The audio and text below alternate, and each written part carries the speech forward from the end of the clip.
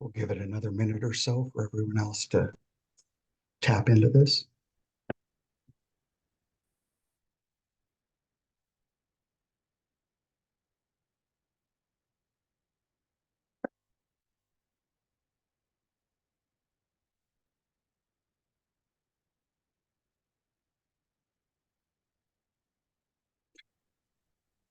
All right, with that, I think we have a quorum. And I will call the meeting to order. And we have Pledge of Allegiance and land acknowledgement. And I understand Yadira and Miriam. Yadira, you're doing the Pledge of Allegiance, and Miriam, the land acknowledgement this evening, I understand. So you're on.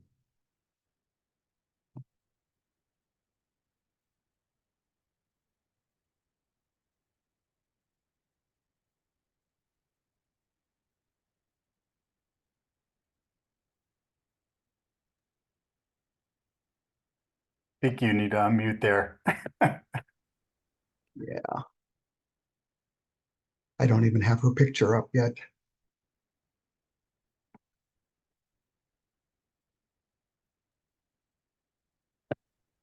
Is Yadira on? It looks She like is. I think she's having a hard time unmuting. Yadira, do you want me to take the Pledge of Allegiance while you figure that one out? Are you okay? That'd be wonderful. Thank you so Okay. much. No worries. I pledge allegiance to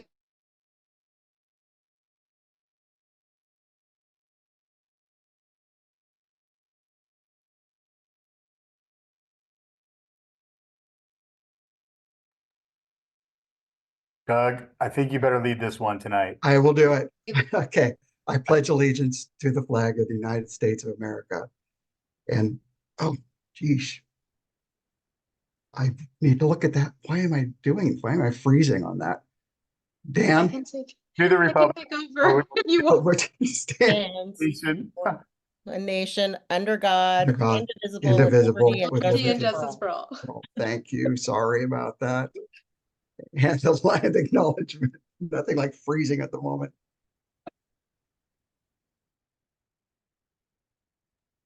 And I will do this as well.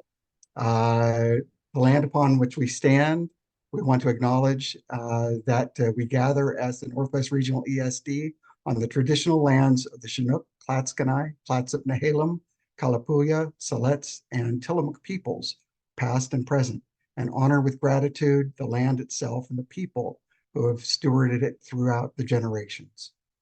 Thank you. And with that, we will look at the agenda. Any revisions to our agenda this evening? Mr. Chair, there is a revised personnel action report that was emailed to the board earlier. It's updated in our materials. Other than that, Thank we you. are go. Okay, we'll move forward with that addition. So I will need a motion on adding that. So a motion to add that item. Mr. Chair, I think because the item is already there, it's just a Go revised ahead and material. do that. You're okay. I think you're okay. Perfect. Then we'll let that one go. And we have board member appointment. And as everyone knows, Ross has moved into retirement after a wonderful career, ending at Tillamook Bay Community College. And so we had a vacancy. This is board position A, higher education. And we received one application, and that was Paul Gerald, who is also the president of Tillamook ESD, or Tillamook Service Center. No, Tillamook Community College. How about that? And as board policy, only elected board members in zones 1 through 5 are responsible for appointing this position, and that will be the voting members will be Chris, Yadira, Tony, Becky, and myself. And with that, I am going to ask Paul to maybe just introduce himself a little bit and tell everyone about how he got to Tillamook. Yeah, I will. Thank you, Doug. Yeah, as Doug mentioned, I'm recently appointed president at Tillamook Bay Community College. Been in the position a month now. So, prior to that, I was at Tillamook Bay Community College for about a year and a half in a vice president role of instruction and student services.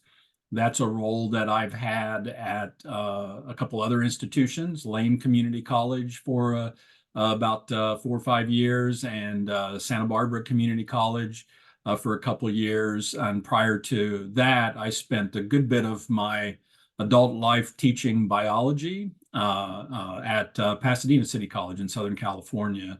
Life kind of took me to Southern California.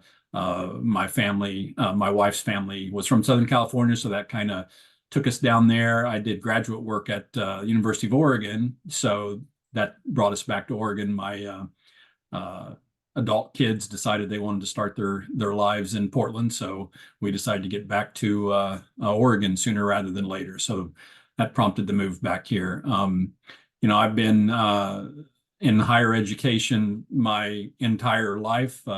Started teaching full time when I was 27, I think 26, 27 at Southern Oregon. At that point, college, now university, and couldn't imagine doing anything else. And so that's what got me here. I grew up in the foothills of the Appalachian Mountains, but graduate school took me out west, and couldn't find a better place to be than the Pacific Northwest. So excited to be here and contribute at this level. Happy to answer any questions anybody might have. Thank you. I read your profile, and it's very impressive. I'll be anxious to talk with you about this some more at a Great. different time. Yeah. Any questions? No questions? Just so that everyone knows, Paul will be asked to take the board oath immediately following a motion from the board, and his term will begin immediately and end June 30th, 2025. Do I have a motion to accept Paul for position A, higher education to the board? I will move. We accept Paul for position A, higher education. Thank you, Second. Chris. Thank you, Becky. And any questions or comments? If not, all in favor, say aye. Aye. Aye. All opposed, say no. Congratulations, the motion passes. Appreciate that. Great. Thank you. And with that, we're going to swear you in. Paul, if you could repeat after me, please. You bet. I, Paul Gerald, do solemnly swear I, Paul Gerald, do solemnly swear that I will support the laws of the United States, that I will support the laws of the United States, the state of Oregon, the state of Oregon, and the policies of Northwest Regional ESD. and the policies of the Northwest Regional ESD.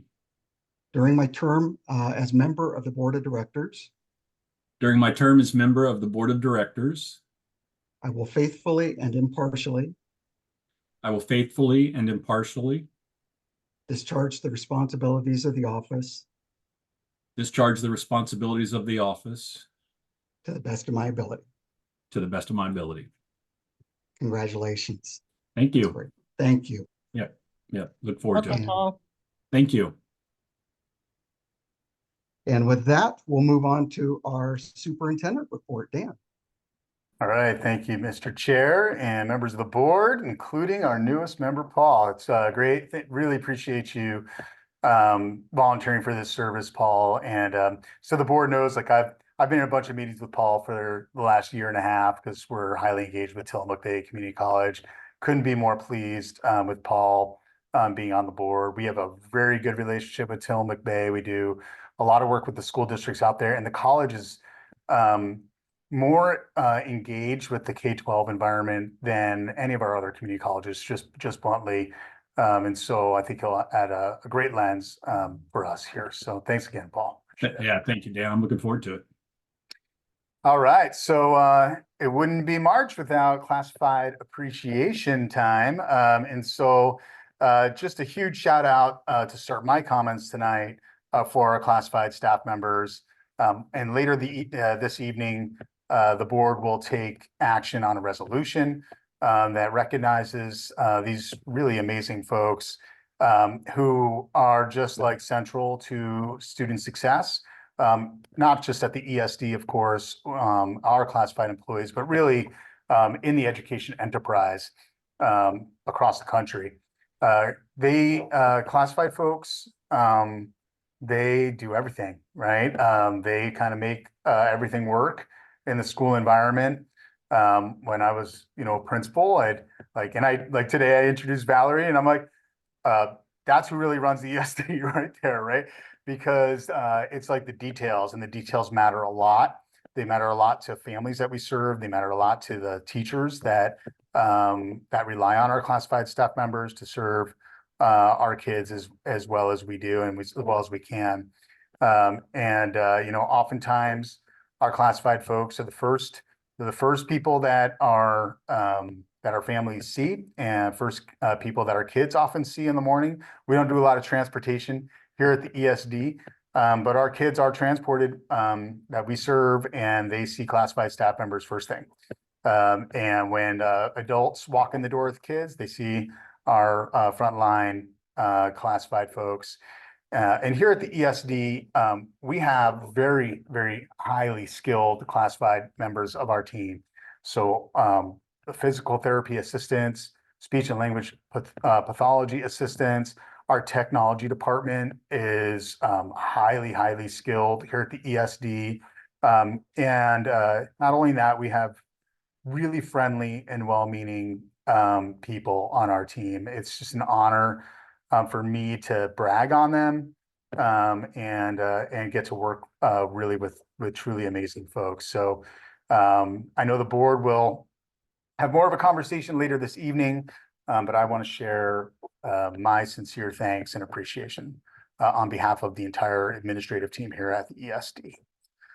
So congratulations, all the classified folks. I'm also really pleased, smitten, so to speak, to report that, and as the board knows, because it's in your packet, we have a tentative collective bargaining agreement that the board will be considering later this evening. And after 13 months, or nearly 13 months, I am very, very pleased that the compensation and benefits for our employees took a very big step forward.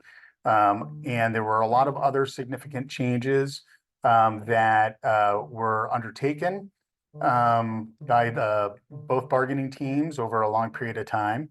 And like I wrote about here in the report, it was a really protracted process. I mean, 13 months is the longest bargain I've ever been involved in, and I've done this for quite some time. And throughout that, I know that it was very important to the board that we always speak of and treat in all corners of our conversations our licensed staff with the respect that they deserve. They are absolutely central to what we do here. The education enterprise is nothing if it's not for our teachers and our specialists. And our teachers and specialists deserve to be professionally compensated. The board has been very serious about that throughout the process. And it's important that folks who do this really important work are able to live a really good life. And so the compensation with the contract being proposed here is, and I wrote here, is truly historic. It catapults the compensation for our licensed employees beyond the majority of the districts we serve. And I know the board has been highly supportive of that throughout. So I'm very pleased that we'll be able to bring this recommendation forward for your consideration. I just want to recognize and thank our staff for their patience. It's a really frustrating, it was long. And when you take on big things, that takes time. And I know sometimes it can get frustrating. Communication can break down. It's a weird process, right? It's not a natural kind of like process for people. You add online, viewership to the whole thing. And it can get really frustrating, and people can be misunderstood. And so I just wanted to thank everybody involved for being patient. I know patience was tested all over the place, And I'm very optimistic, obviously super hopeful that we all move together in the aim of fulfilling our mission and vision for kids from this point forward. And so very pleased about that. I wanted to also thank Maureen, and I wanted to thank Chris for hours and hours of your participation, the whole board being engaged in the process. Want to recognize you. It's hard to stay engaged, and I just really appreciate it. And then the union team and the folks on the bargaining team who also, right, they teach during the day, they do their service during the day, and then they have taken on a very important role for their membership. Wanted to thank them wholeheartedly, and our human resources and finance folks and our administrators who participated for 13 months of trying to get something like this accomplished. And I think there's a lot to like in this contract, and there's a lot that both sides didn't achieve, and I think that's the sign of probably a good contract. So so big thanks there, and hopefully the board will approve the recommendation. All right, so a couple other pieces here. While I was writing this report, the legislative session was in its last week, so I'll have to clear up some things that I wrote because not everything came to fruition. But the session is over. It was over late on Thursday. And we are going to see, and you'll see for a special session, which is usually about technical fixes, there was actually quite a bit more than that in this special session. But the majority of the real big stuff happened outside of the sphere of public education. So very big investments in housing and human services, public safety, other important social program. A lot of energy went into the reworking of Measure 110 and the hard drug measure that went 3 years ago, passed 3 years ago. We were only able to secure what I would call very minor additional investments in K-12, especially in early learning through 12th grade. For instance, I wrote here, and we are starting to really scale up and get into the rulemaking process and make sure that we understand how summer learning resources are going to flow. There was a request for 50 million. 30 million passed. When you spread $30 million across the state for 2 months of, or almost 2 months of time for kids when they're out of school, you can see very quickly that there will be winners and losers in summer learning at this amount. And just as a reminder, it was 50 million last year, but I wrote here, it was 150 million coming out of the pandemic. So just so we understand that level of resource. And I wrote throughout the report, I'm not going to read the whole report. I'm not good at that anyway, but I wrote here a few times that there's record money. I mean, there is real historic money in Oregon with a very positive economic outlook. Reserves are robust. I spent time doing my taxes this weekend, and there's a big old kicker that's coming back, and it's a time where you would expect to see some investments, and especially in investments in our most marginalized populations. We were not able to secure the kind of investments here at the ESD, ESDs in the education enterprise statewide that we were hopeful for and that we were expecting, quite honestly. We took a big risk. We talked about it in public many times as we passed our budget last year when we knew EIECSE especially was going to be underfunded. The board gave us some latitude. We overspent our budget this year to kind of keep things moving at the level that we thought that we'd be able to achieve at the second half of the biennium. And just we didn't get it done. It didn't happen at the level that we needed to. So you see here in my report that I referenced that we are going to be in a time of contraction here at the ESD, and there is no. This is really important. This is like really hard, I think, for people who are in other parts of the education sphere. Like I didn't appreciate this when I was school district superintendent or working in a school district for my career. These targeted grant funds, these are contract programs. These are the state's kids that they subcontract with the ESD to provide services for in EIECSE, regional inclusive services, and a host of other programs. And the nature of that in those special revenue funds is that you cannot carry over funds. We have no reserve in early childhood special education. We have no reserve in regional inclusive services, etc. It's a use it or lose it scenario in the state contracting system. So that means that when the budget comes up short, there is no money to backfill that would come from these contract programs.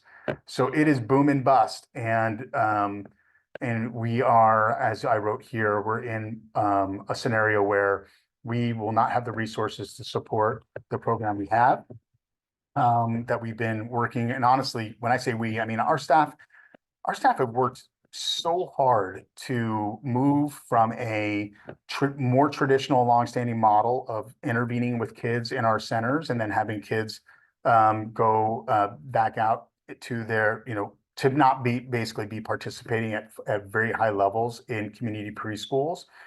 And we have worked very hard, and again, we means they, at doing more inclusive practice work. We are going to have to retract some of those services. Stacy Rager and her team are meeting with our staff. I know there was a meeting today. There are other ones coming up where we're getting feedback from staff. And at the end of the day, we have to balance the budget.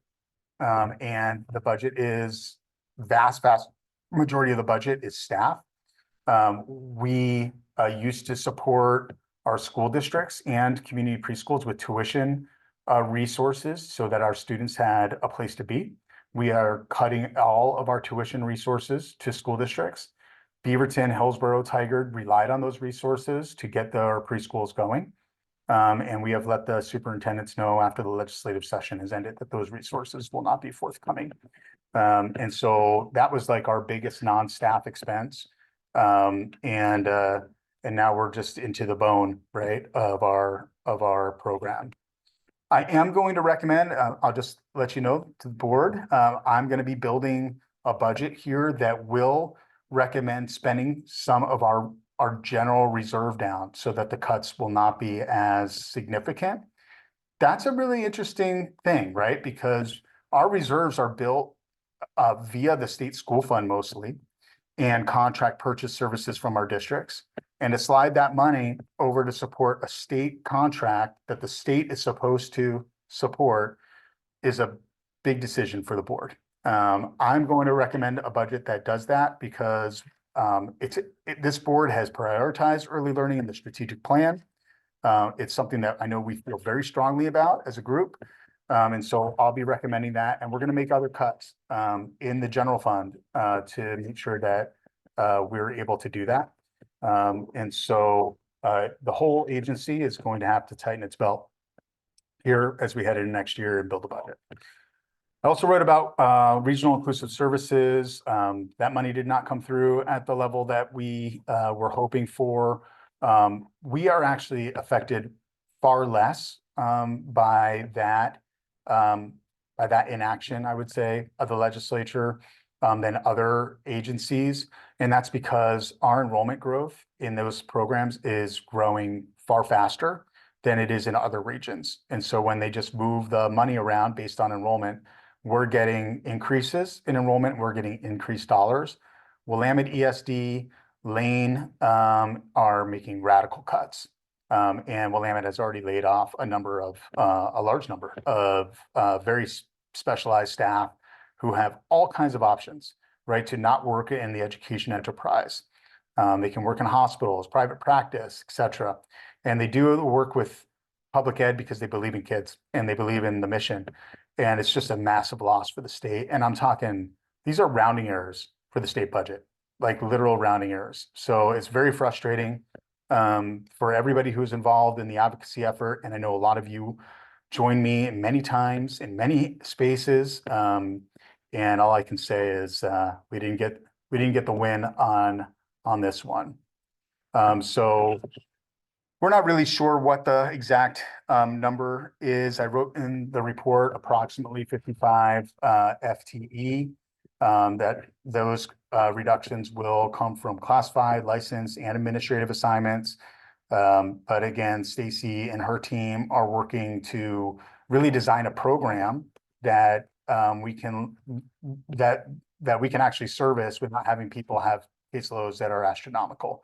And that just means we're going to have to be a lot more efficient with where we serve kids rather than in every corner of the 4-county region. Okay, other small itsy bitsies here. They're not actually that small in the legislation. I wrote here that 1502 was projected to pass, which it did.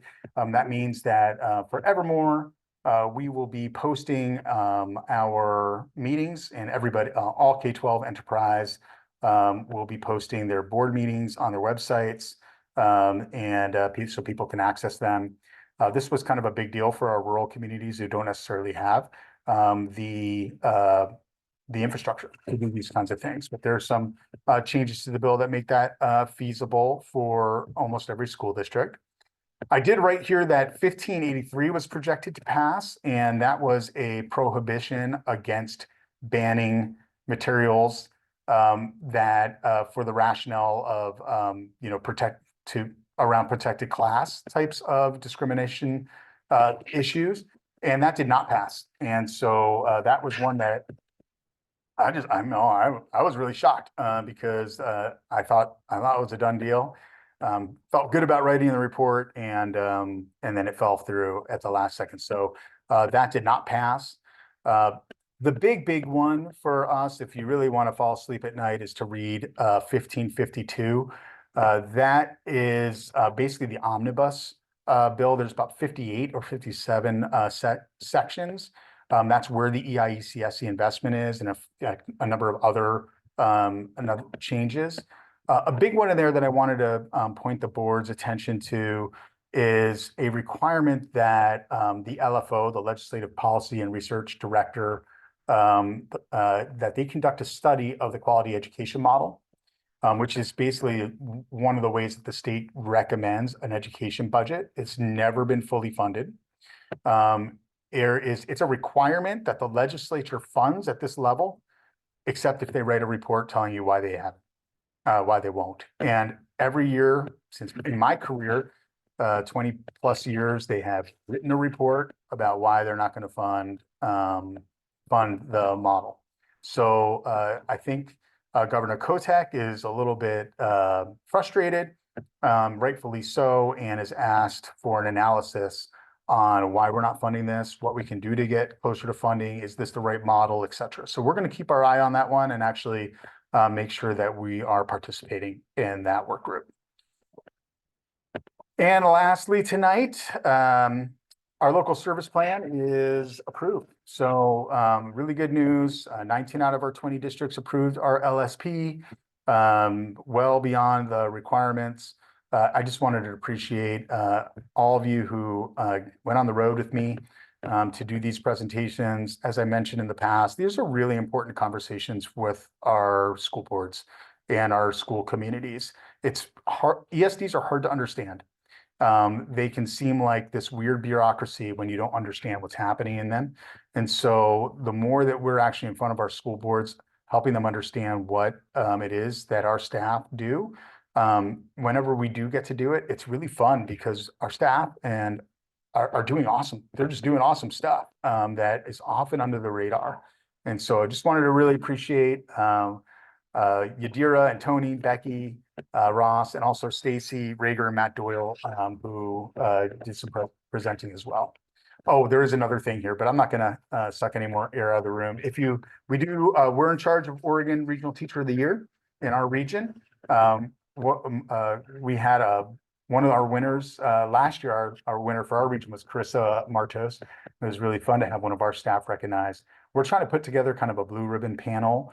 And so I already heard from a couple of board members about people who they think might be really good for a panel like that. If you could shoot me some names of community members or other upstanding members of our education community that might want to join in identifying who will be the regional CTE. And with that, I'm happy to take any questions. Any questions for Dan? If not, I think you're off the hook. All right, thank you. And we'll move on to recognition and good news, and it is the Northwest Regional Foundation Grant Committee. And it looks like is that Kelsey that's going to be coming in. So Valerie, is Tracy in the audience?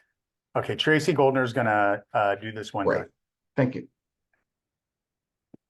Welcome, Tracy. Hi, everyone. Can you hear me? Yes. All right, great. So thanks so much. My name is Tracy Goldner. I'm on the communications team at Northwest Regional ESD. And it's my pleasure tonight to introduce you to the Northwest Regional ESD Foundation Grant Selection Committee and tell you about their work. Our ESD has had a foundation since 2006. And the foundation's major focus is providing grants to educators to try out new ideas and undertake projects they wouldn't be able to complete with a typical education budget.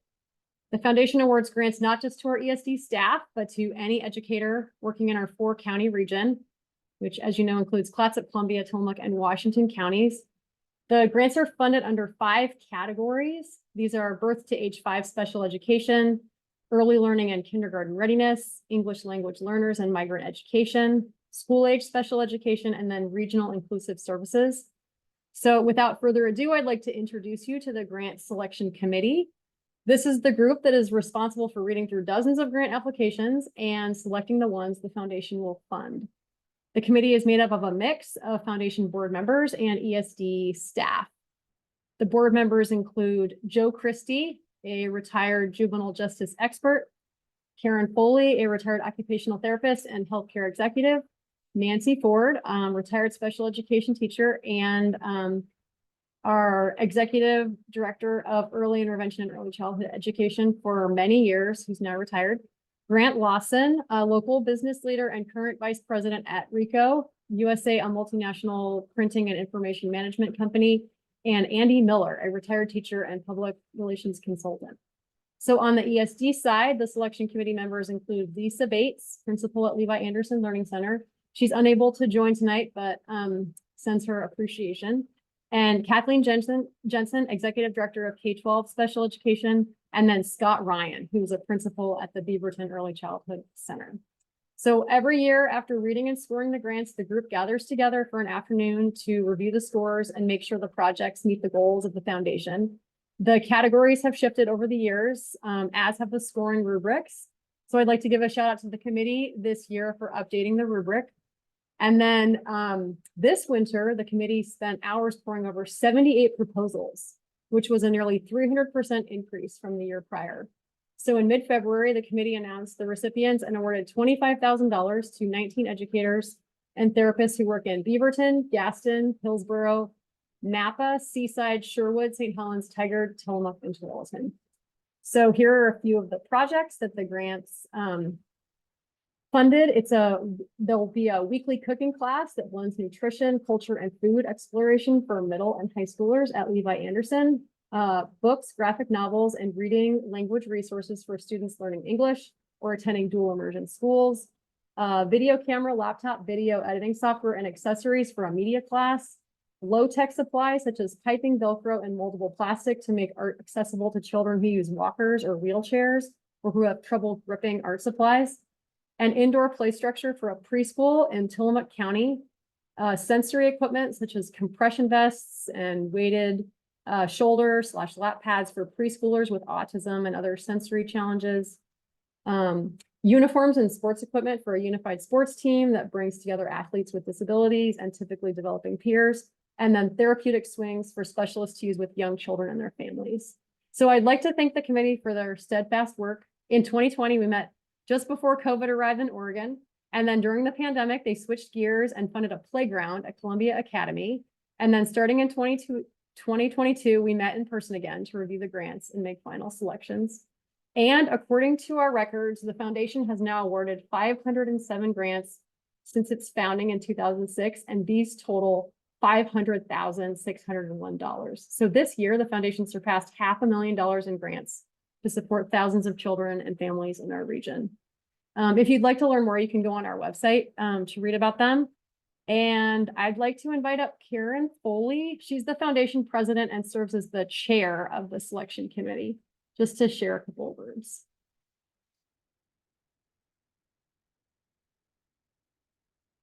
Karen, it looks like you're muted. Hi, I'm Karen Foley. I'm the president and also the chair of the committee, and wanted you to know that I've been with the committee about 15 years. And I'm not the only one that has spent a lot of time with this foundation. It's hard to give up, you know what I mean? You, especially, you know, when you retire and you don't have a lot of other excuses, and this is like so much your mission that there's no way you can say no.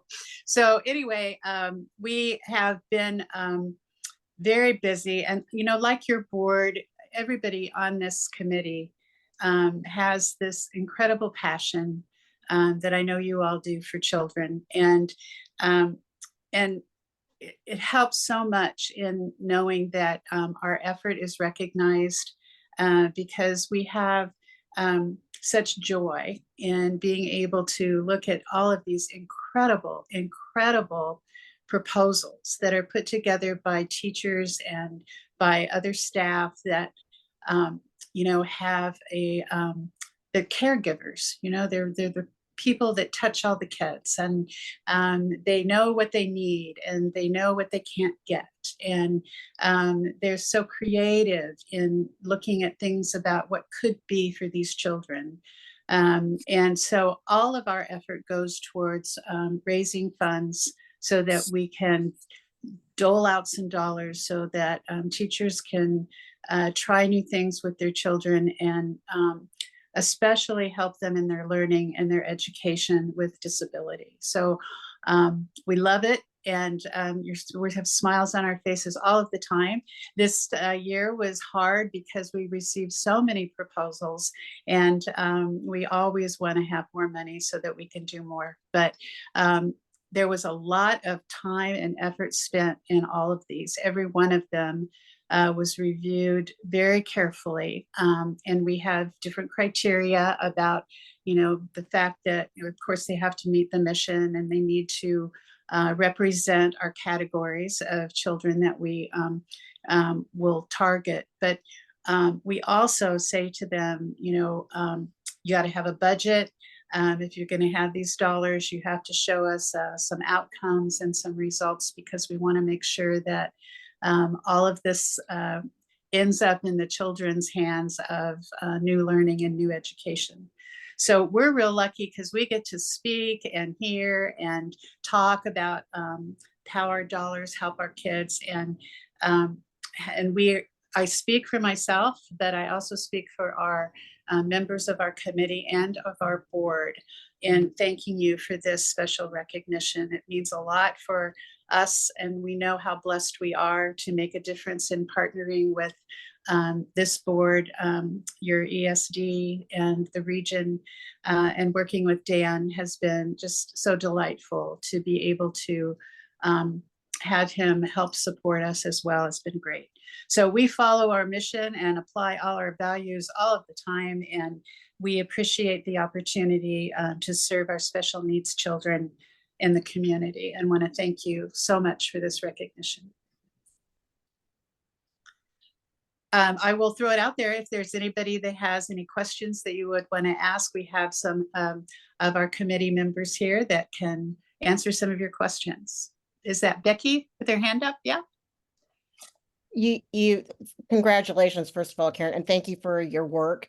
You alluded to it a little bit, and with me being new to the board, I'd like to know how, as a board member, to best support. So could you tell me how you raise funds? That's my question. And then secondly, it looks like, unfortunately, there were a lot of folks that you were, you know, that asked for the money you weren't able to fund. how can we best support so that we have a higher percentage of those that ask for the funds that we can fund their projects? Right. Oh, those are great questions. I'm going to throw this over to Joe, and I will answer the other question about the dollars that are left, people left without being supported. One of the things that was interesting to us over the years is that, you know, the amounts of dollars that are requested just keep rising, you know, and in the very beginning, you know, we would get requests for $30 or for, you know, $400, you know, and now we're getting requests, almost all of them are like $2,500, you know.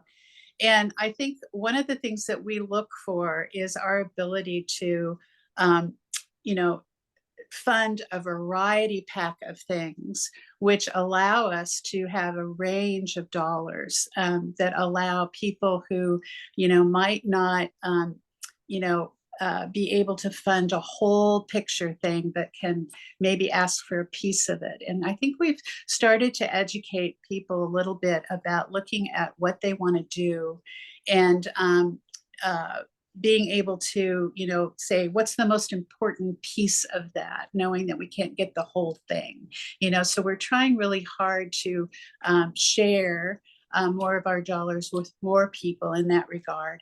We also, you know, are kicking off things. So once we kick something off, we look at ways that it's going to get funding from another source than from our foundation. And so we look for people to make sure that if this thing is successful, that, you know, we want them to be partnering in the community as well, to look for some dollars. We also have a piece of our foundation that when we see things that, you know, or something we can't do, we'll help write grants for others to get it from different sources. So that's, I think that's part of the end of your question. But Joe, wherever you are in there, right here. there's a lot of people here. Scott's here, Kathy Jensen. I'm so glad to see all of our members here. That's great. Joe. Hello, I'd like to say hello to the board of directors and thank you for the recognition tonight. This is really wonderful. And you all, and going to your question, Becky, about how you can support us, you already are supporting us. I'm not sure if you know what level you are supporting us, but this recognition is one element of that. And also every year the board has approved a grant of funds from the ESD to the foundation. And that's a very important part of giving us the capacity to be able to give the grants that we give. In addition to that, we have an annual fundraiser, and we are trying to expand the presence of people at the fundraiser from the community and also from the ESD staff and from board members. You will be welcome to attend our fundraiser. We're in the process right now of planning one in May. I don't think that the date has been announced yet, but we're moving toward being able to announce a date, and would open that to the board and give you an opportunity to come and meet us and to interact with us. One of the things that's been very rewarding about this whole process, I've also been on the board and on this committee for 15 years. So I've gotten an opportunity to see a great deal over the years. And one of the things that's very rewarding is that we get to be in touch with all 4 counties that are in the region.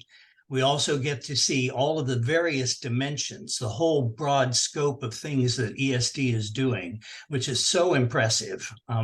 When we become aware, it's an education for us of what's going on in the ESD and all the different lives that they're touching of young people and even their parents in the community.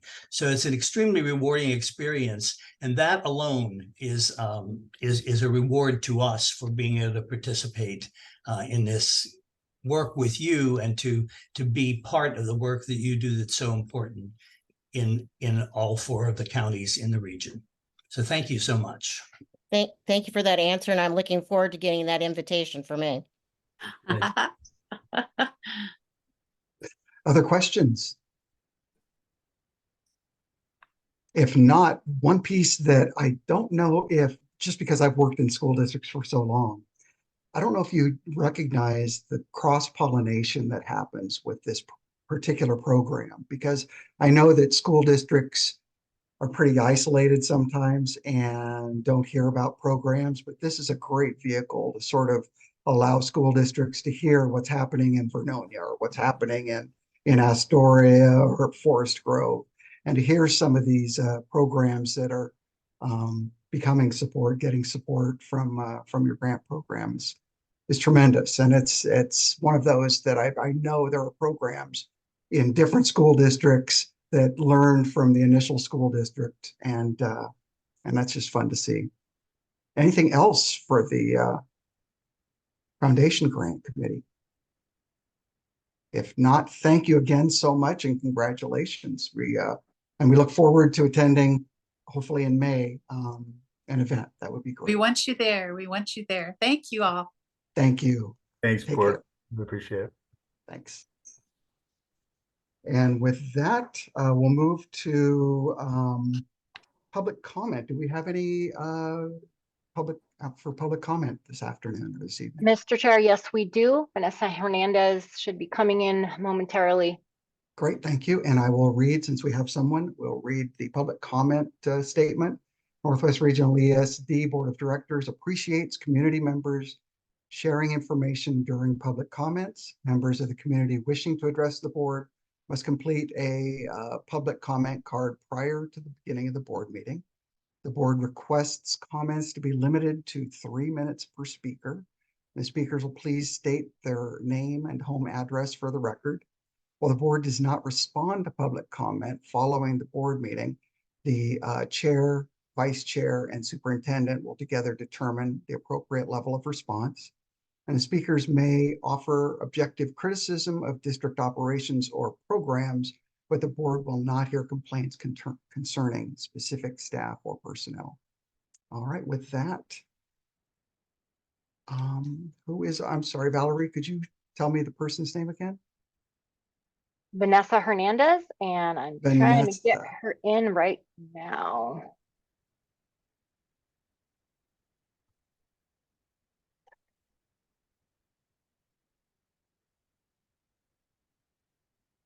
These always take longer than they should.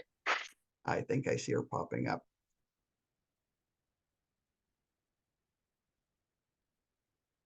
Welcome, Vanessa. Thank you. I was like, I was telling Val, do I need a different Zoom link? I'm not sure. I'm here. I'm here. I hear you. You're here. Yep, you're on. All right. Thanks. Good evening. My name is Vanessa Hernandez. I live at 5480 Southwest Brendan Court, Beaverton, Oregon 97005. I'm an early intervention specialist at the Beaverton Early Childhood Center, a co-president of the Northwest Education Association licensed union, and a bargaining team member. I'm here today to give the biggest shout out to NWEA bargaining team and other union members who worked tirelessly to ensure our members were informed and provided input throughout the bargaining process and worked toward this long-awaited contract. The NWEA bargaining team put well over 200 hours of work into negotiating for a fair contract for all of our licensed members, on top of working our regular jobs while also trying to make time to spend with our families and friends. I'm not sure how successful we were with that, but we did try.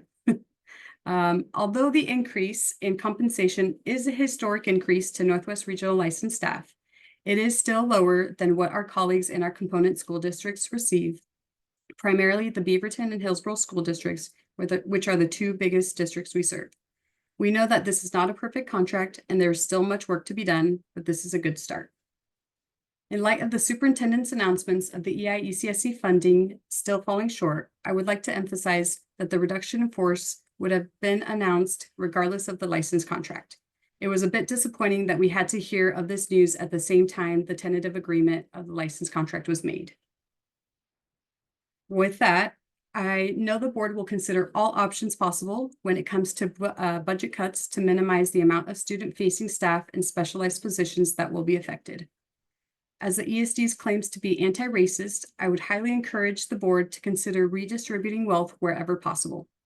For example, we can take a look to the Washougal School District, where the superintendent, Mary Templeton, voluntarily reduced her compensation by nearly $21,000. She asked to reduce her own base salary, vacation buyback, and waive a salary increase and inflation adjustment in an effort to address the budget shortfall. Mary stated that, quote, "My pay cut and pay freeze allow me to demonstrate a willingness to be part of the solution," end quote. We can also look to the Salem-Keizer School District, who proposed to spend $30 million less on admin salaries, travel, and more.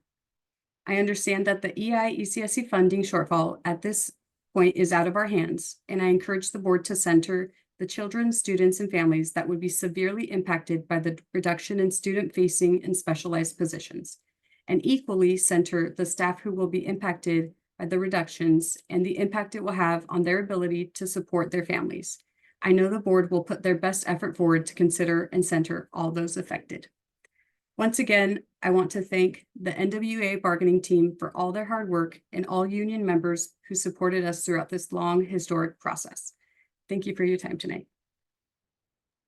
Thank you, Vanessa. Appreciate that. And with that, we will move to our consent agenda. Hopefully you've had a chance to look this over. And when you're ready, I'd be happy to entertain a motion. If you don't mind unmuting to do this, I'd appreciate it. I move to approve the consent agenda as presented. Thank you. And a second? I'll second. Thank you, Chris. And any questions or comments? If not, all in favor, say aye. Aye. All opposed? All opposed, nay? Okay, motion passes. Thank you. And we'll move on to reports and discussions. Our strategic plan process. We're going to revisit that, which I'm always interested in doing. And Brian, I understand he will be presenting this.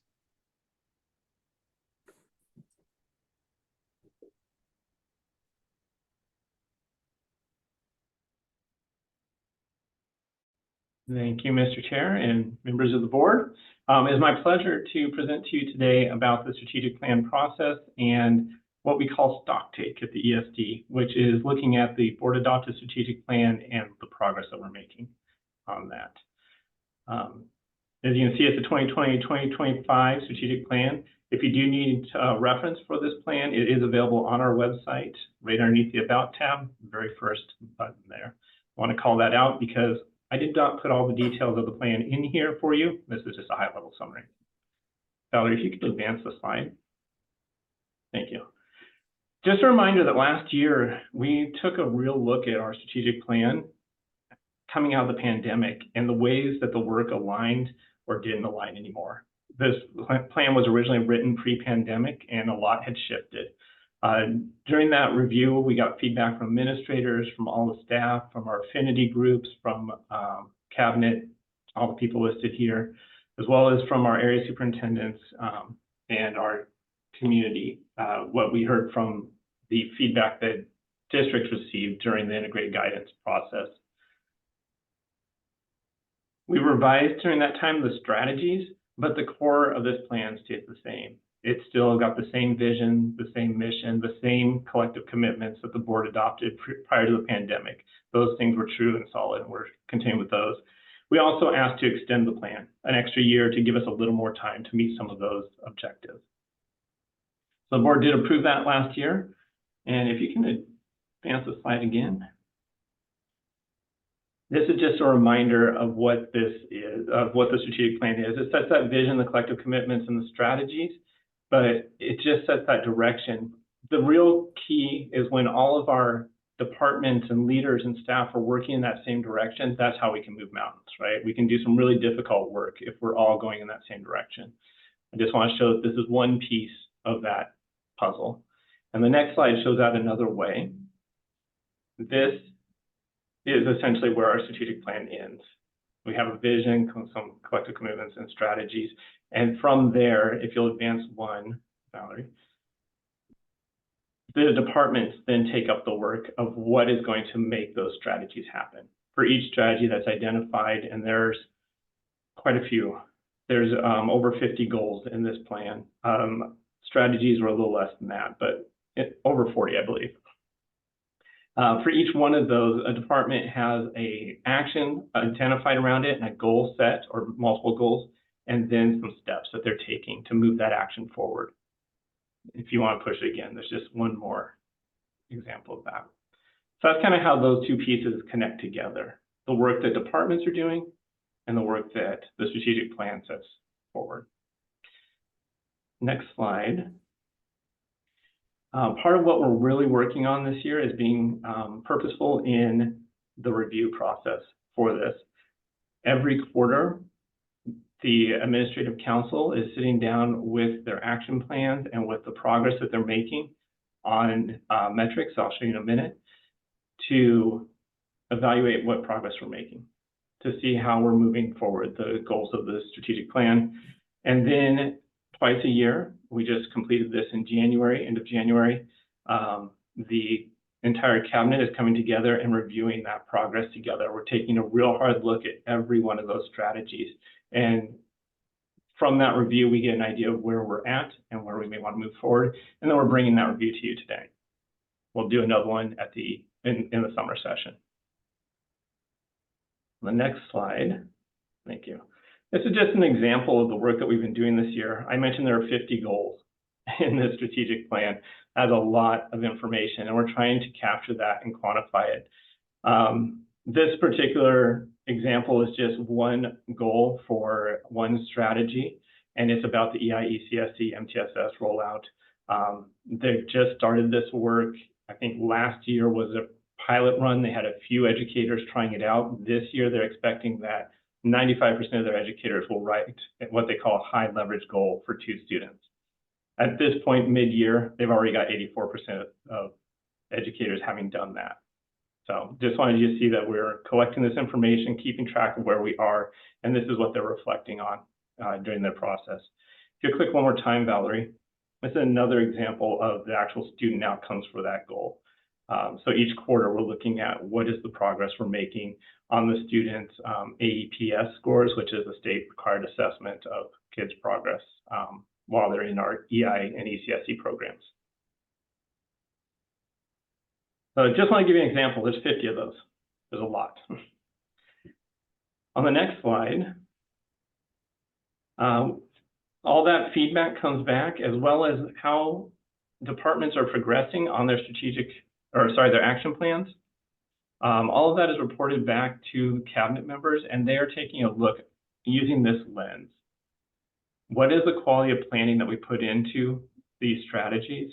What is our capacity to drive this progress? Do we have the right people in the right place? Do we have willing participants from districts, if that's the case? You can see a lot of the things in there. Do we have the capacity to move this work forward? And then what is our evidence that we're making progress? Right? And that's what we've been working on, is that evidence. In addition to the others, I suppose. I've been working on the evidence piece. All right, on to the next slide. I wanted to give you what this most recent stock take looks like.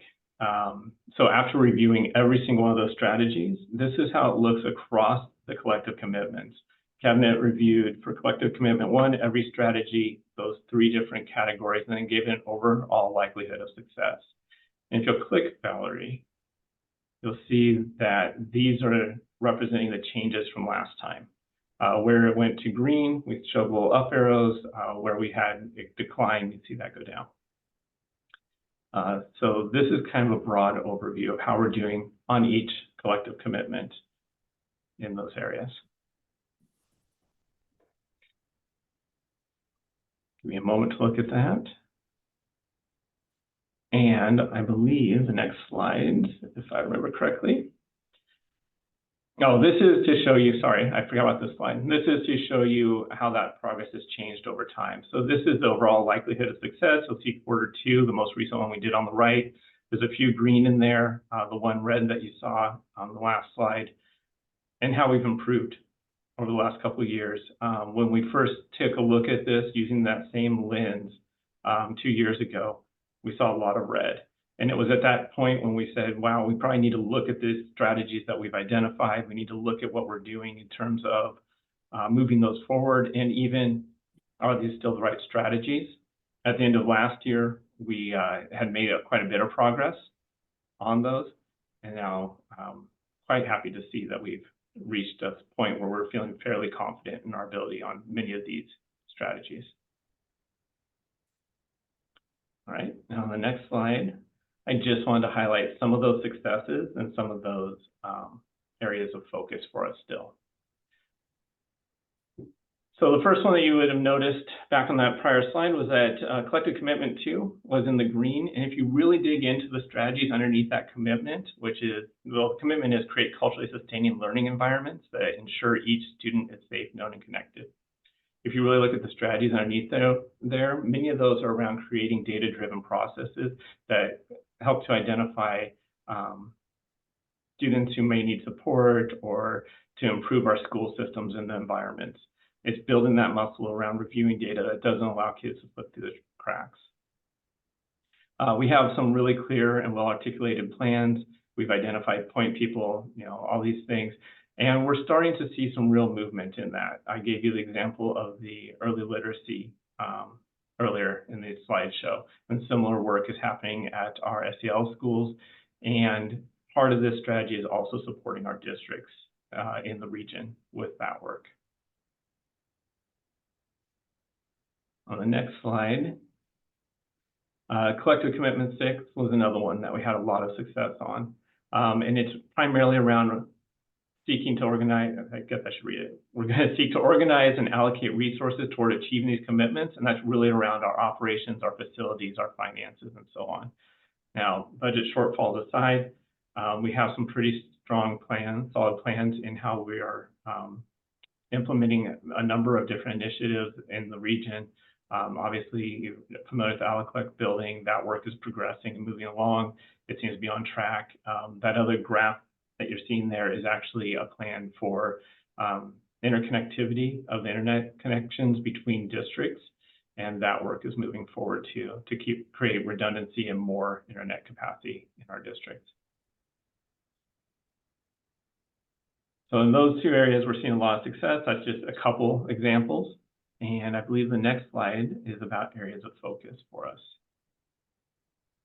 So collective commitment 5, develop authentic, reciprocal, and inclusive partnerships with our diverse students, families, and community partners. We're seeing a lot of that work happening. We have the materials, we have the resources available, we have community engaging, but the strategies in here are also how do we engage community in creating our plan, our action plans that we're developing. How do we engage community in monitoring and continuing that work? And honestly, if you look back at the slides, the area where we're weakest is that evidence that we're seeing it actually come through, come back to community and those pieces there. We're also, one of the discussions was around how districts are engaging community. We provide a lot of resources and tools. We had coaching during the integrated guidance process, and we want to ensure that those resources are still being used by districts, and we're not sure how we're getting that feedback. So our focus for the next part of the year is, well, just a couple of the focuses that I kind of highlighted there was within the action planning process, we're working with our administrative council on what that engagement process looks like that helps us to refine our action plans and to actually co-develop with community. And also looking at working with our districts as integrated guidance kind of ramps up again for next year on the community engagement pieces that are happening in their districts. And the last slide is around evidence. I mentioned there's 50 different strategies in there. We've done a huge amount of work to become more consistent in collecting data, but there's always more to be done. I guess that's about all I can say. We've done a lot of work, and there's still areas where we're still working to make sure we have the right measurement for the right work, and that that is being used to move the work forward. So still building that muscle. And I think that was everything I had to present to you. And if there are any questions, I'm happy to answer those. Any questions for Brian? Becky? I'm just, this is great, and I appreciate all the work that goes into something like this. My question is, on this collective, you obviously, there are some of your components that are meeting the green area. So how do you decide if it's still an area that's in the yellow or the red when you obviously have some successes along the way in different parts of the components? Yeah. So if you were to go to the stock take, it's a full day of looking at every single one of those strategies. We take it collective commitment by collective commitment, and each member puts out their, each member of cabinet reviews, asks questions around each of those strategies, and they make their own individual determination of where they feel this collective commitment is at as an overall, and then we debate. And we negotiate back and forth until we come to an agreement.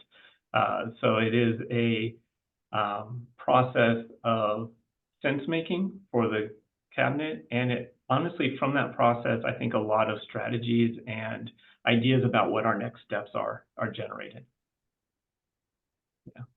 Can I just add? I think what you're getting at is just that the complexity of the ESD in general, right? Like, so Beaverton could be doing X and Warrenton Hammond is doing Y, and we're trying to get some common strategy movement. It's really the preponderance of evidence and the likelihood that we are going to make progress by the end of the time. And one thing that we haven't talked about here today, and we will at the summit, this is kind of like an interim measure in the middle of the year, and then at the end we get all the state data. And what we're really about, right, isn't just getting strategies done. It's about moving student achievement across the region. And so that's when the rubber really hits the road, right? Like, are we actually seeing improvements in student engagement, performance, and outcomes as a result of this? So I think summertime we'll see if we're judging this thing correctly or not. Yeah. Other questions? If not, thank you, Brian. Really appreciate these periodic updates on the strategic plan. It's very helpful for us. Yep, you're welcome, and thank you for your time. Thank you. And we'll move on to the Northwest Regional STEM Hub update with John and Chris.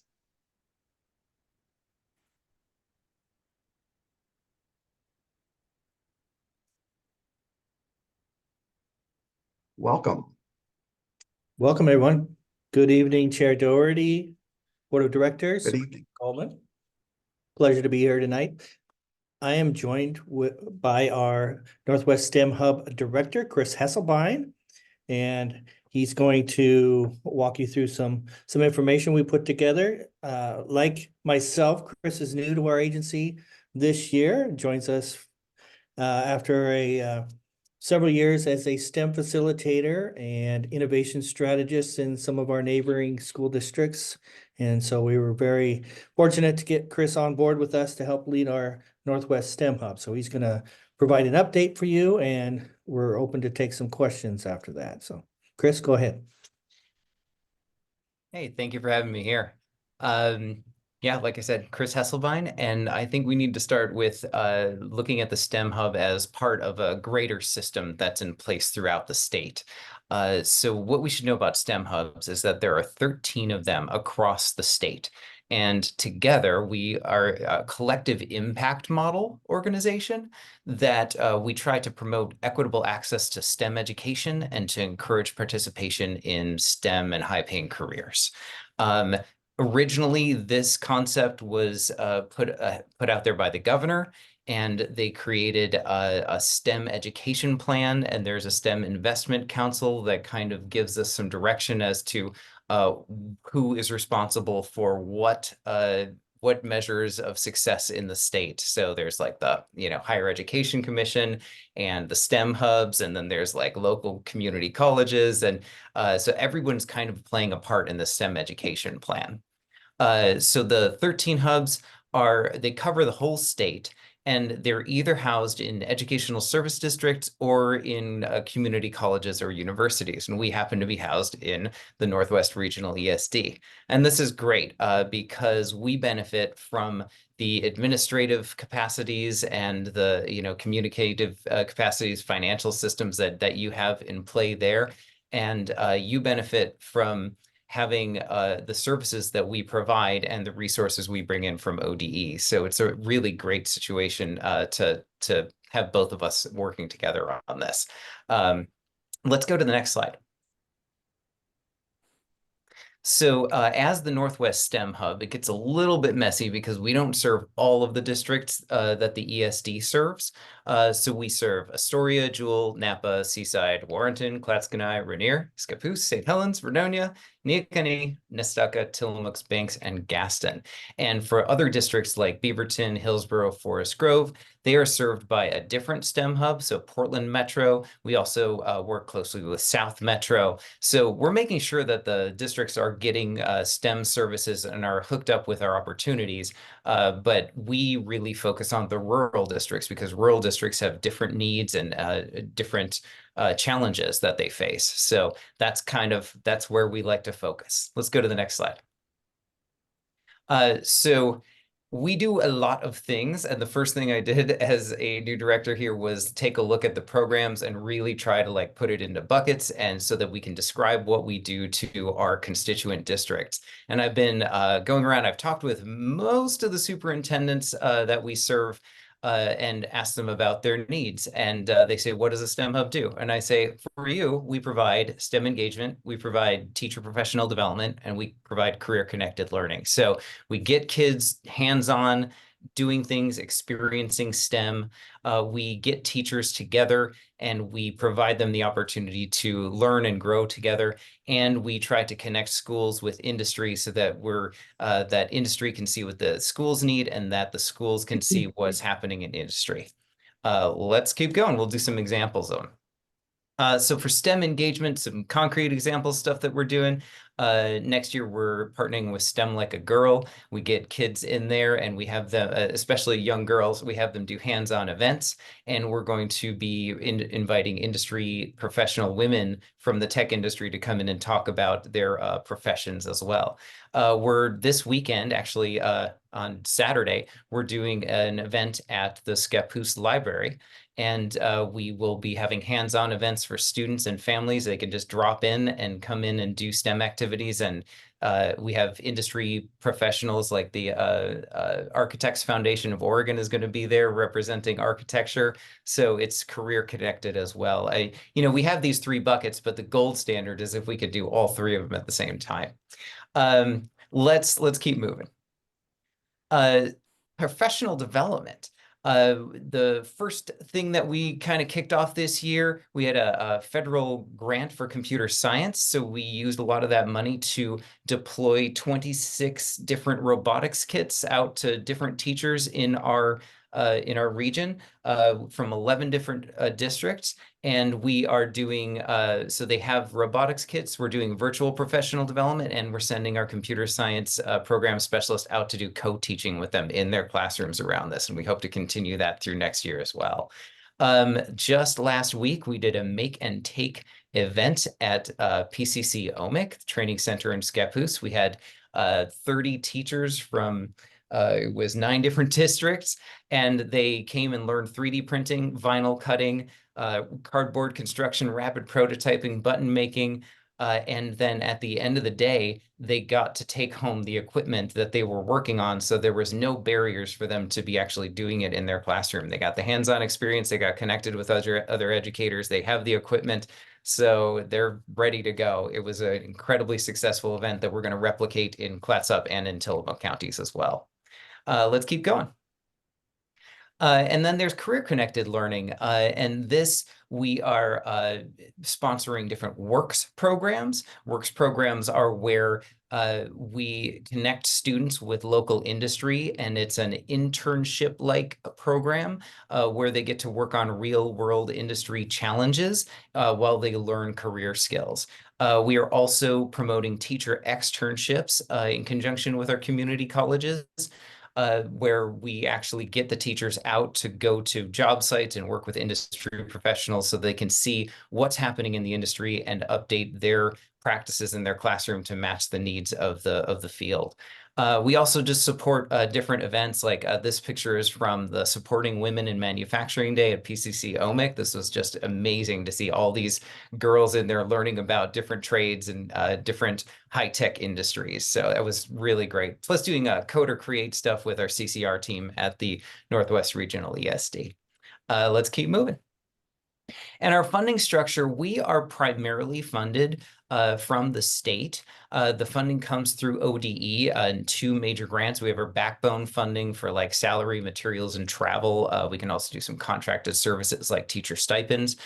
We also have innovation funding, and this is where some of these programs like Make and Take are coming from, where we have a focus area and we'd like to create programming in that focus area. So like Pathways is career-connected learning, and community STEM is like outreach activities. And of course, we have other sources. I talked about the federal GEAR grants we had for computer science. We had a Catalyze grant that helped launch the Columbia Works program last year. So we're, as a network, we are always looking for different grants and looking how do we apply these resources to our local needs of our rural schools. I just connected today with some career-connected navigators, and we're like looking at how do we get drone programming out to our rural schools. So pretty excited. There's I just never know what's going to pop into my inbox and what initiative we're doing next. And I'm new as of July, and there's just so much to learn, and we're just doing amazing things. I'm just so happy to be a part of it. Anyway. Thank you for having me here. If there's any questions at this time, you can feel free to ask and connect with me any other time. This is great. Thank you. Any questions for Brian or John? Yes, Tony. Hi. I am curious, and I don't know if you know the answer to this since you're new to this, but which governor backed this program? This was this whole program started, I think we're 11 or 13 years into this. Like It's so, right? And so slowly this has been renewed, and every 2 years, the STEM education plan gets renewed. So so at the end of 2025, this current plan goes through 2025.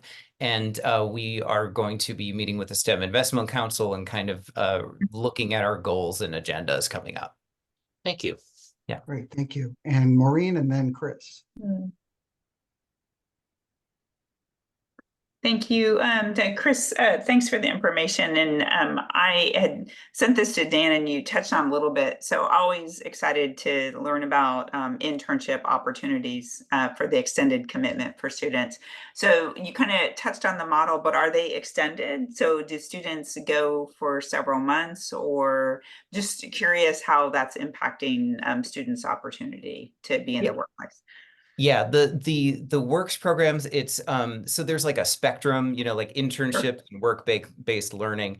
And the works programs that have been set up in conjunction with the community colleges and then the local high schools are kind of a combination of those things. It's a combo. So usually it's only for a couple of weeks during the summer, so that we aren't taking them out of school.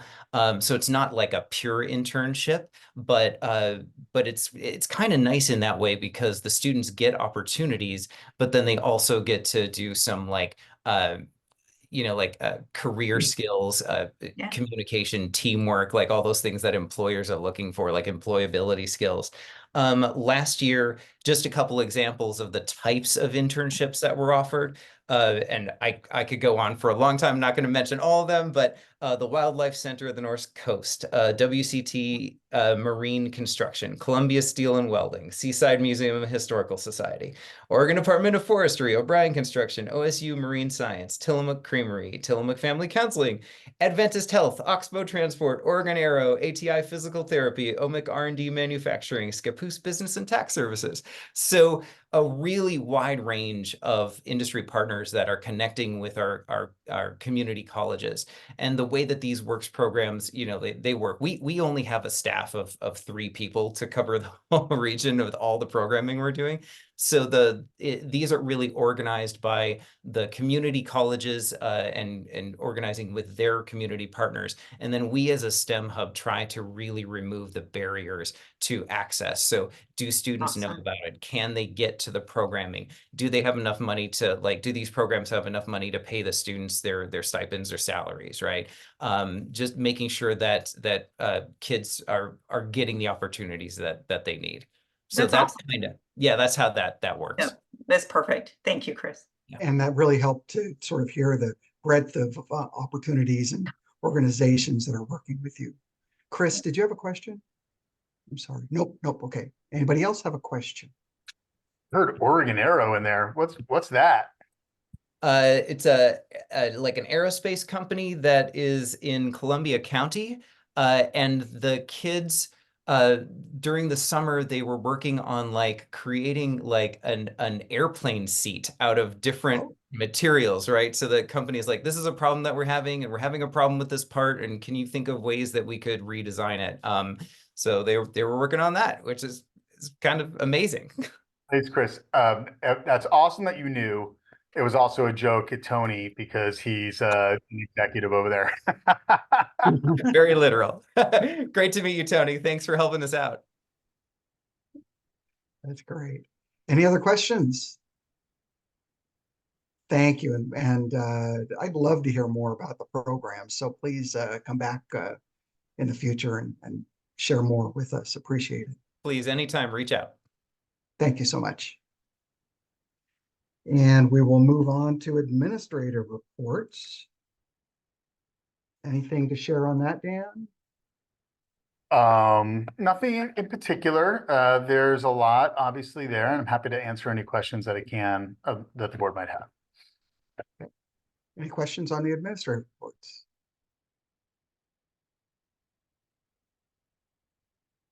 If not, we will move forward. All right, thank you.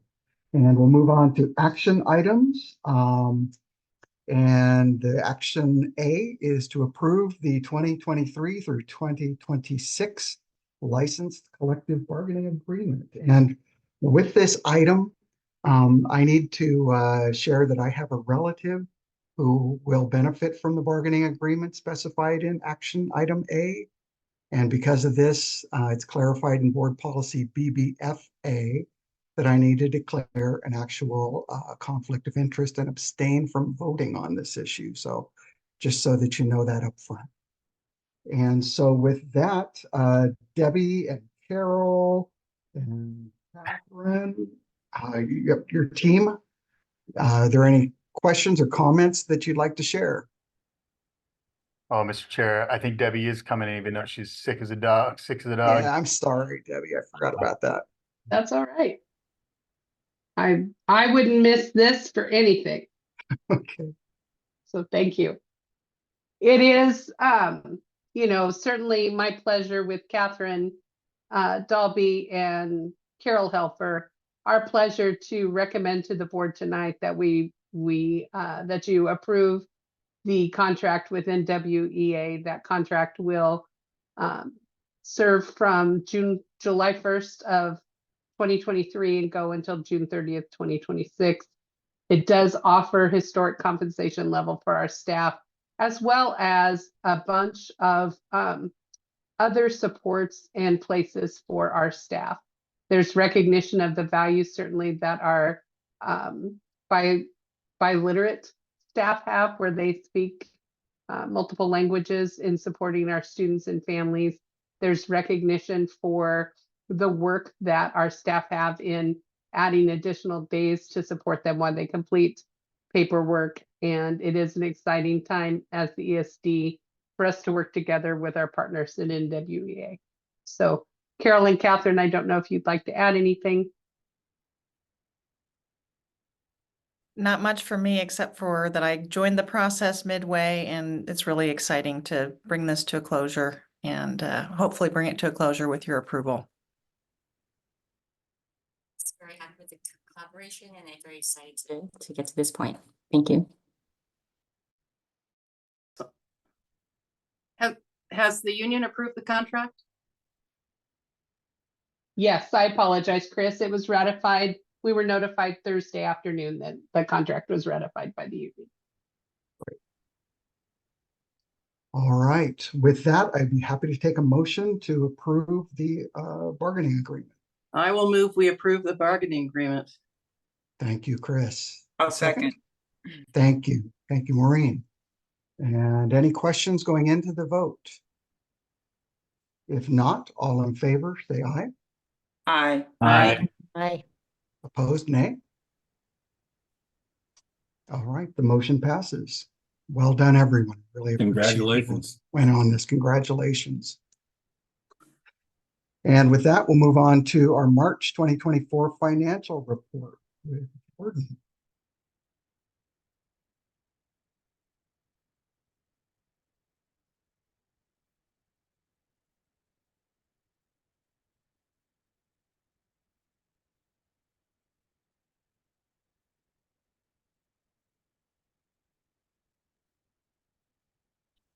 There he is. Hey, Jordan.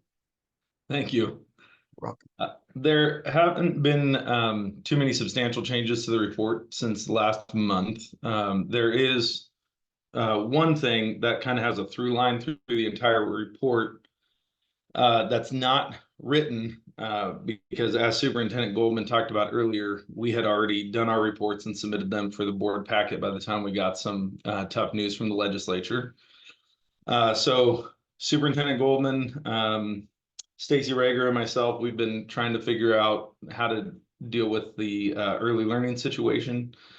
And one of the things that we're going to recommend to the board, as was mentioned earlier, is that we utilize some of our general fund balance to help offset part of the impact of that news. And so specifically the debt service payment for the Aleclec building this year, it was originally budgeted to come out of the special revenue fund and go into the debt service fund and then be paid from there.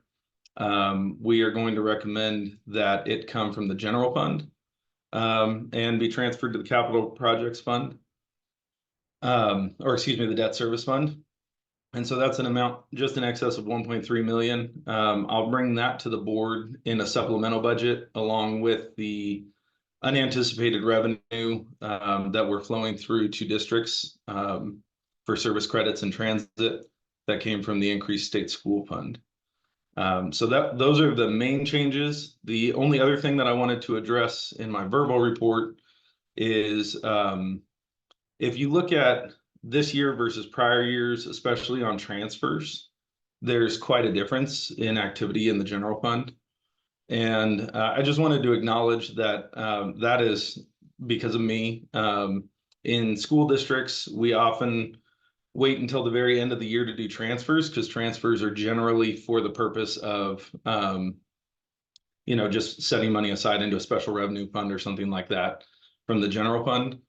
And so I underestimated the role that transfers play in our finances. And so I just plan to do transfers at the end of the year. Because so much of our activity actually happens through transfers to other funds and then transits out to districts or service credits, different things like that, both in our enterprise fund and our special revenue fund. It's just making the performance on the financial report look different than prior years. It's not a substantial deviation in performance. It's just timing of performance that is different. So I just wanted to acknowledge that I had done things a little bit differently this year than what has been done in the past. That's just a product of my learning as I've come into this agency. So we'll definitely rectify that next year, and timing of performance will look more like past performance next year. But for this year, that's why it's looking a little different. Other than that, there's not really anything to report on. Okay, any questions for Jordan? Yep, Maureen and then Paul. Yeah, and thank you, Doug, again. And Jordan, I don't have any questions, but I just wanted to comment. I just really appreciate the thoroughness of your written reports. And I had a couple questions, but they were clarified in what you provided. So I just want you to know I appreciate the efforts there. And I guess you can go chat with your mom about transfers. Yeah. So Thank you. thank you. That's good. And Paul? Thank you. Jordan or Dan, do you have a sense yet, or is it too early what the dollar impact is to revenue with the lack of support next year? You may have mentioned it and I missed it, but I was kind of unaware of that. Just is there a ballpark or too early to tell? What we're dealing with right now is an additional $6 million for the biennium, not per year. That's the aggregate for the biennium. That program had already gone through some budget reductions earlier in the year because we knew a reduction was coming. We just didn't know how significant it was going to be. So the aggregate for the entire biennium will be about a $9 million cut from where we expected to be. Got it. Yeah, and that's after. I mean, and it's coming in and it's coming mid biennium, right? So it's double whammy to some extent, right? Yeah. Yeah. Yeah, we okay. did. We chose to. It's a tough thing when the legislature is trying to figure out how to fund a program and at what level to fund a program. We could preemptively make reductions, and some ESDs chose to do that. And when the news comes in the way that it did, that makes those folks look quite prophetic. It's just a more conservative approach. But what happens is if we reduce and then the funding comes in, there's no time to build services back up. And so we erred on the side of service for kids. I think in a lot of cases, in the last 8 years at least, that has actually worked out. The conservative approach has left services on the table several times for school districts and ESDs. This time it didn't work out for us. So, quite an unfortunate set of circumstances. Yeah, I wasn't being critical of the strategy. It just is a sad state of reality and how we do things in Oregon. So, and I too appreciate my first look at your financial report. I appreciate the detail there. Nicely done. Thank you. Thank you. Any other questions? Yes, please, Becky. So when have we bounded, come together as ESDs? I mean, it's just ridiculous that we're talking about almost like gambling. We are gambling with students' lives here. Is there anything that we're going to be proactive about that the legislature is going to know what this kind of predicament that puts ESDs in? I saw Dan unmute, so I'm going to let him take that one. Yeah, that's more my wheelhouse. So yes, there's a couple of levels here. There's the very specific EIECSE situation, right? Like that was just described via Paul's question. And yes, there is a number of EIECSE kind of special interest groups. As you all know, and some of you are involved in a lot of that advocacy work. I think now that leads to, and here's what these decisions actually meant for us moment. So we're going to be working on some communications around that with our legislators and other decision makers in the governor's office. Then there is going to be a push. I mean, I'm going to push it, and I know that there's part of a strategy here is to try to get the movers and shakers on Ways and Means committee to declare an e-board meeting in April or May. And that will hopefully be connected to enrollment growth. The problem with that strategy is we're at the end of the first year of the biennium. We cannot continue to gamble anymore. We, as Jordan just said, we got out over our skis and with all the right intentions, but the cuts just get much more severe if we don't true things up more quickly. And so I'm not sure about that strategy. I don't think it really does very much for programs right now, but we're going to evaluate that. And then there is the state of affairs in procurement on state contracts in general. So EIECSE is our largest. School districts have the student investment account, very large now. Like the amount of money flowing through state contracts now is wholly different than it was just 6 years ago and really different than a decade ago. It's just so much more significant. They're having, as you all know, we are having grave difficulty getting funding through the door. And it's not just the dollars, right? Which is one very serious problem where we're having to maintain this level of ending fund balance just to make payroll on state contracts. The other thing is we don't actually get the agreements, right? We don't know the number, the actual funding number that we're going to have until you guys see those contracts. You took action on contracts tonight in the consent agenda worth millions of dollars that we've been fronting all year. It's March, and we didn't know the size of those contracts. And so we're trying to build budgets and manage people's lives, right? Without actually having data. And so this is a massive problem. I have been in conversations personally with people at the highest levels of our state government. I shared this data this morning with the governor's office that just between July 1 and December 1, just there, we stopped collecting this data after because, you know, like how long are you going to collect it? But from July 1 to December 1, ESDs and generally ESDs with these big contracts, we fronted over about $110 million for the state. We just don't have that kind of money, right? We're the largest ESD, and so you all see our ending fund balances. We don't have that kind of general fund balance to actually do this, and we're in the best shape out of anybody. And so, can you imagine being grant ESD, trying to manage this kind of shortfall in your agency so that you can make payroll for your staff? It's just untenable. And so we have got to pull together a lot of our folks in the ESD world and this is our number one priority for OA ESD in between sessions, is to figure out a fix here. I've been very boisterous around more technical fix that we would actually get a law passed here. That would require the state to actually make estimates on these contracts and get the money out the door, and then we would fix whatever the estimate didn't turn out to be as we go through the year, and front load us this resource. There's other ideas. I like mine the best, but we've got people working on it from the advocacy side in between the sessions, so we can hopefully get something done.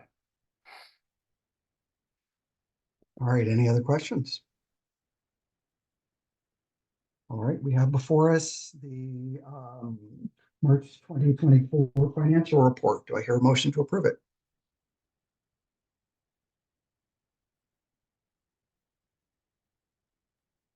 I'll move to approve the financial report as presented.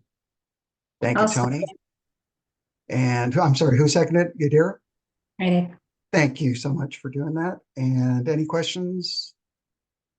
If not, all in favor, say aye. Aye. Aye. Aye. Opposed, nay?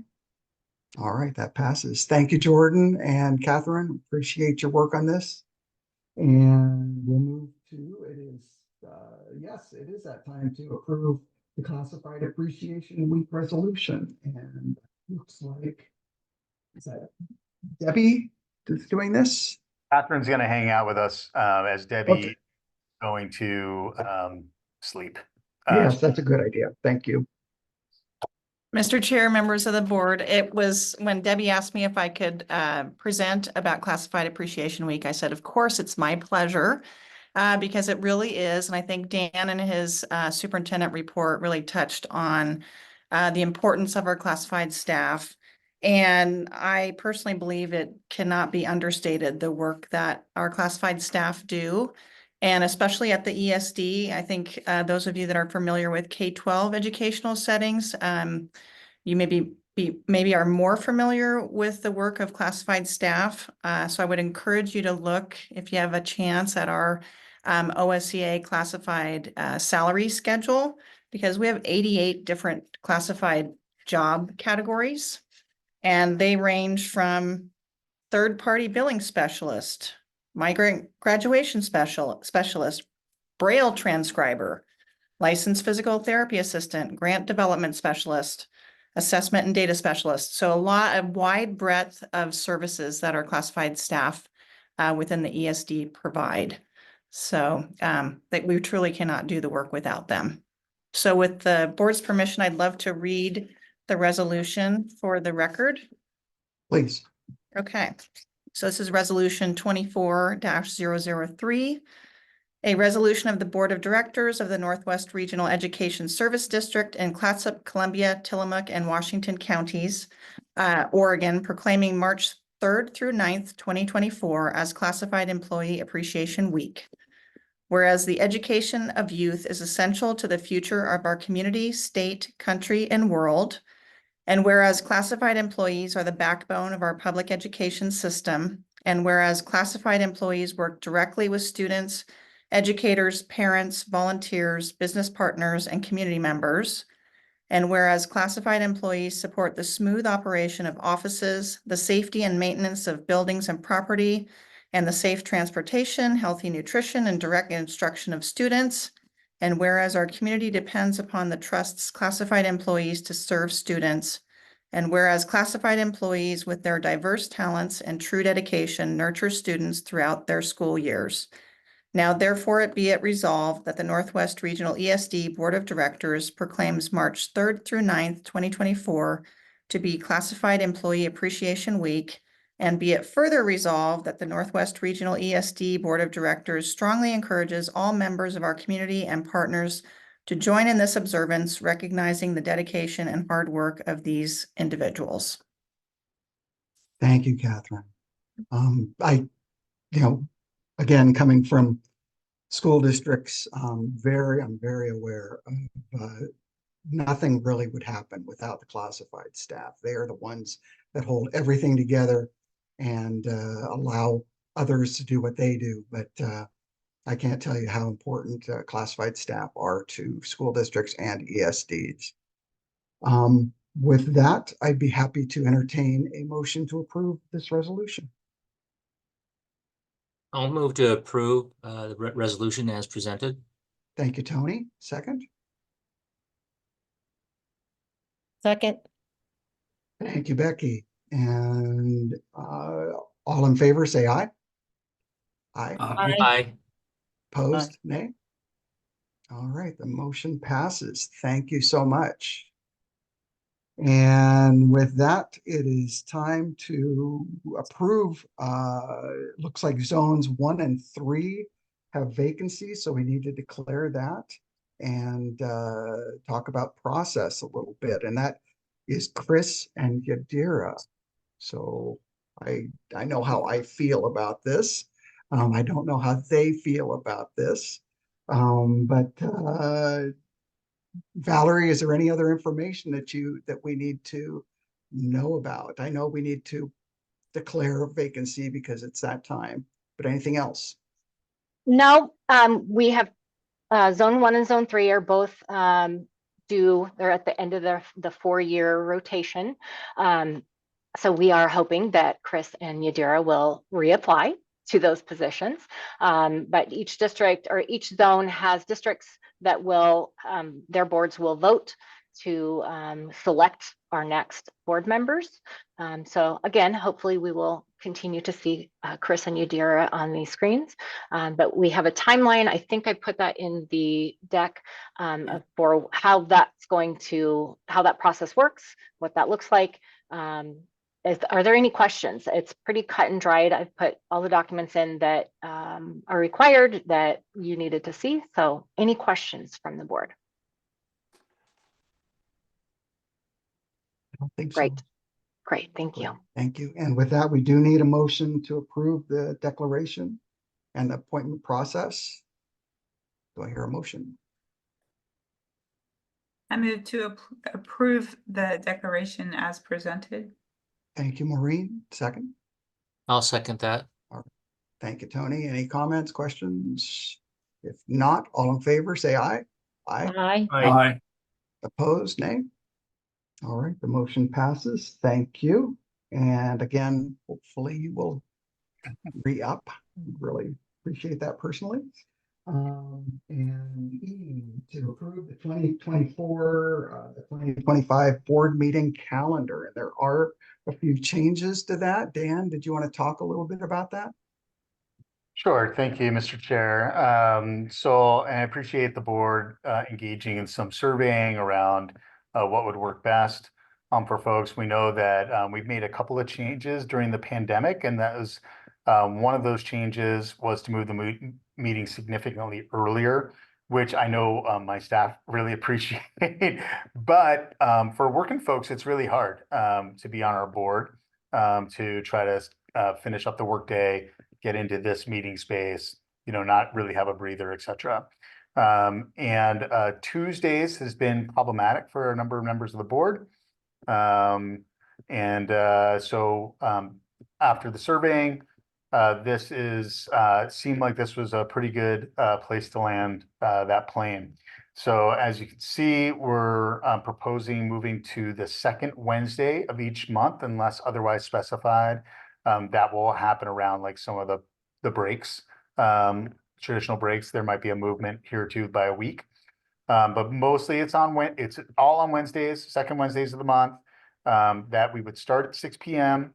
And that executive session would generally take place after the meeting. So just a later evening than we've been used to the last 2 years. And with those changes, I'm happy to answer any questions you might have. Any questions for Dan regarding the calendar?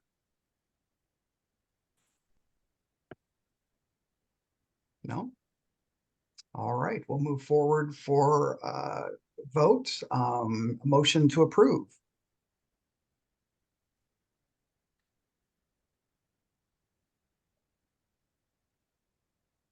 I move that we adopt the calendar for the 24-25 board meetings. Thank you, Becky. Second. I'll second. Thank you, Yadira. And with that, any questions or comments about the process or the date? If not, all those in favor say aye. Aye. Aye. Aye. Opposed, nay. All right, we will be meeting on Wednesdays next year. Very good. Thank you for that.